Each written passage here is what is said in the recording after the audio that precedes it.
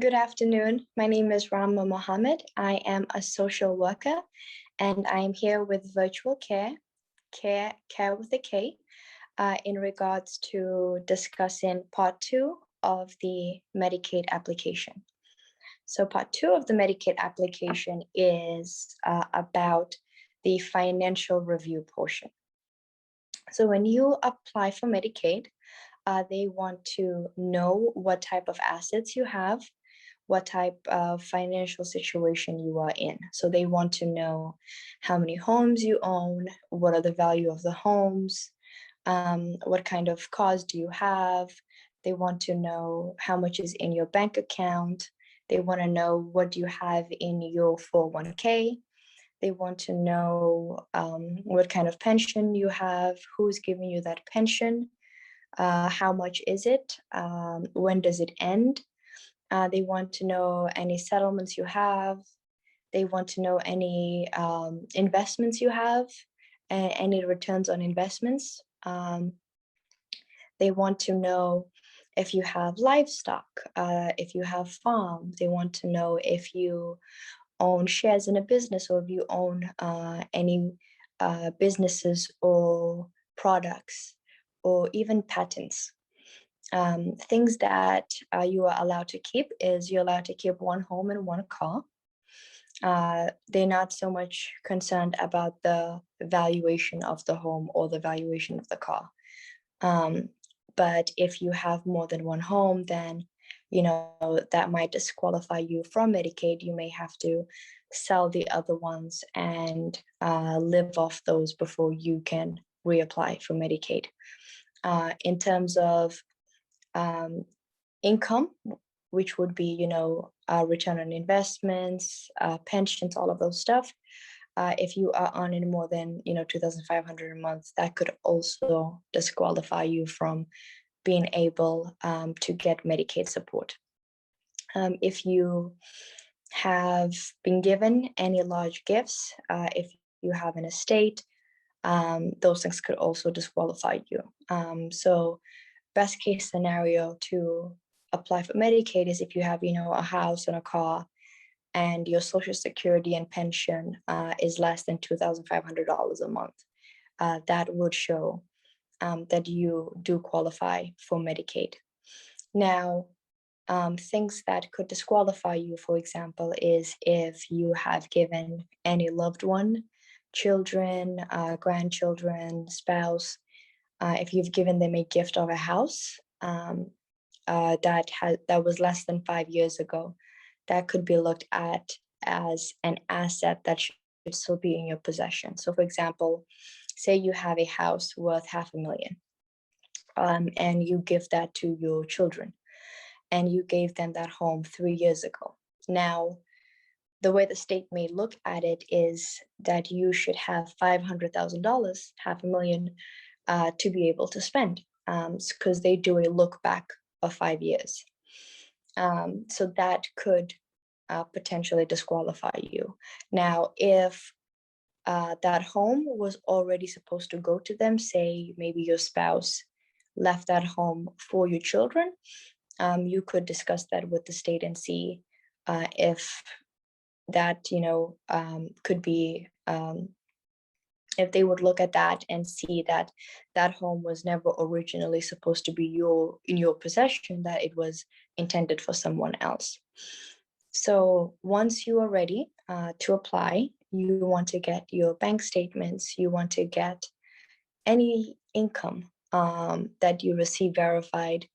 You want to have it very simple, you want to have it very clear. The simpler, the clearer it is for the state, the much quicker the process can be. If you do not disclose anything and they have to find out for themselves and look into it deeper, that's going to set your application back. So be prepared when you are applying to do a little bit of research to get all of your stuff ready when you submit it, and to submit it whole. Now, if you don't have any assets, and say, for example, you have $60,000 in your account, now you may have to spend down that whole $60,000 and potentially only have $2,500 in your account before you get approved for Medicaid.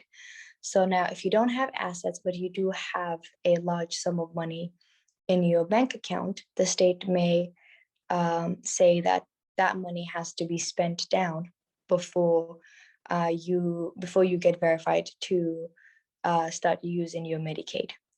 So in that case, you would be in very close contact with the financial review person with Medicaid to let them know, when you have your last 2 months of living income before you're going to run out of money. So that way, your Medicaid can be prepared and can be set to take care of you when you do run out of funds. So once you have all of that complete, do stay in touch with the financial case manager. Do stay in touch with whoever helps you apply, whether it's a social worker at a facility or a loved one is helping you apply. Another thing I would say is to always keep the copy of your whole application and try to submit it either digitally or mail it in, but do keep a copy, keep the phone numbers, keep calling, make sure you can help the case managers stay on top of the application, because sometimes if they can't reach you, they put a hold on it. Once they put a hold on it, the documents that you've attached could potentially expire. So staying on top of your application is really going to help. So yeah, best tip is be prepared, do some research, and keep all of the documents that you need, any assets that you have. You are allowed to keep one car and one home.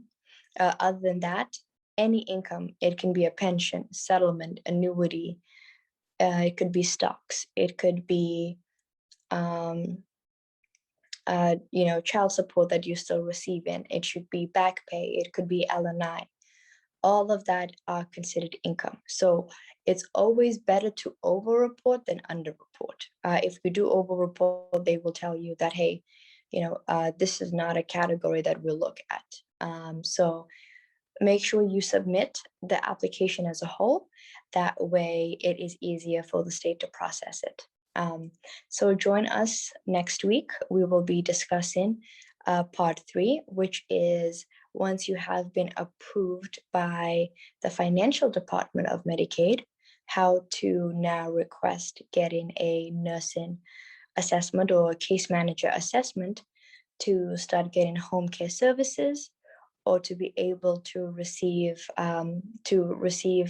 Medicaid to get into a nursing home, an adult family home, a Medicaid contracted assisted living, or to get home care aides to come and assist you at home.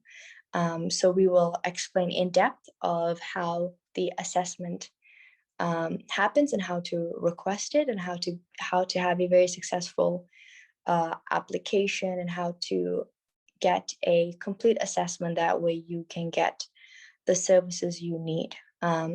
So feel free to reach out to us. It is support@virtualcare.com.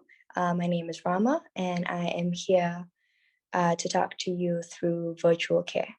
So feel free to communicate with us if you have any questions about Medicaid, if you have any questions about home care, if you want to get any diagnosis-specific training for caregivers or loved ones. So if you need any guidance with any long-term care needs, please feel free to contact us. Support@virtualcare.com. Thank you.